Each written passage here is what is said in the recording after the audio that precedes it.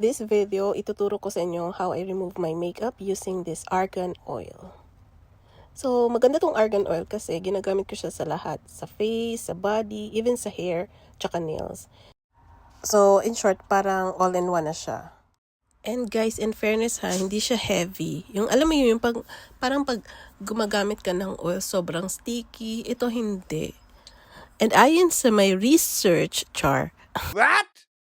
nakaka-lighten ng fine lines pala tong argan oil.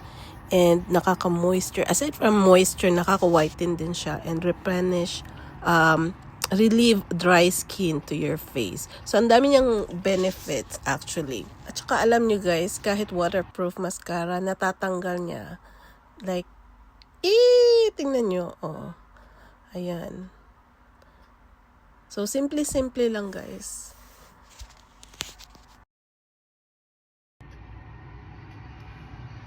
So after that, I wash my face using this St. Ives facial scrub. So maganda tong scrub na to guys kasi nakaka-cleanse talaga siya ng face. And I've been using this St. Ives since I think 15 years ago. So ganun ko na siya katagal ginagamit. Kasi nakakawala talaga siya ng blackheads.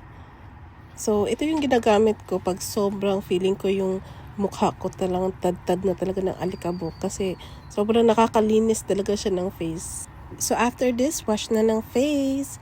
So yun lang guys. Thanks for watching!